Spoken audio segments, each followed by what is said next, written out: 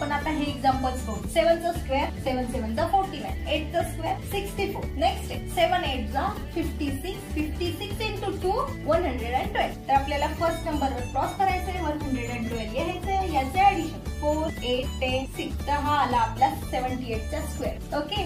Next आता इथे आहे खरी मजा. 9 9 चा 81, 2 चा स्क्वेअर काय 4. हा 4 असाच लिहायचा नाहीये. आपल्याला जेव्हा आपल्याला कोणताही नंबर येतो तेव्हा तो 2 डिजिट असला पाहिजे, फक्त 1 डिजिट असला नाही पाहिजे. जसं की 2 चा स्क्वेअर येतो 4, तर तुम्ही फक्त 4 लिहिणार आहात का? नाही, 4 फक्त लिहायचा नाही, आपल्याला 2 डिजिट पाहिजे.